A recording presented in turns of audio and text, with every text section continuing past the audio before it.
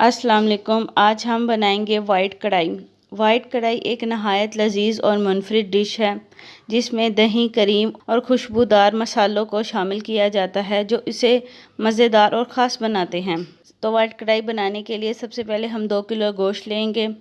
हमने हड्डी और बोनलेस दोनों मिक्स गोश्त लिया है। हम इसमें 1 चम्मच नमक शामिल करेंगे और साथ ही 1 चम्मच काली मिर्च शामिल करेंगे।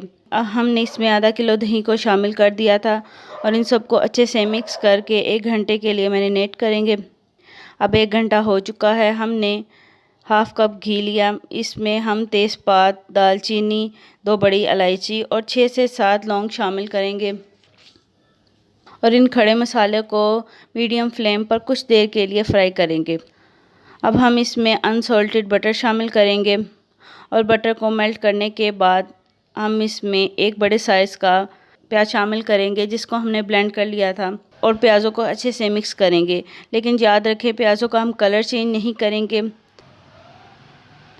अब हम इसमें मैरिनेट किया हुआ चिकन शामिल करेंगे और इसको अच्छे से मिक्स करेंगे।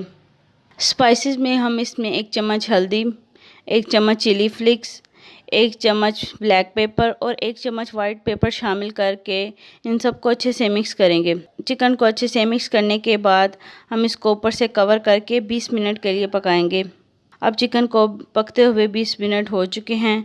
इसको अच्छे से मिक्स करेंगे और इसमें 1 कप हैवी क्रीम, जिसको हम व्हिपिंग क्रीम कहते हैं, शामिल करेंगे और इसको मिक्स करेंगे।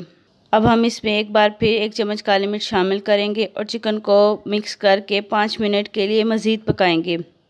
आपको जिस तरह वीडियो में ग्रेवी नज़र आ रही है आपने बिल्कुल इसी तरह ग्रेवी तैयार करनी है। और अब देखिए बिल्कुल तैयार है चिकन वाइट कढ़ाई। आप इसको नान या चपाती के साथ सर्व कर सकते हैं।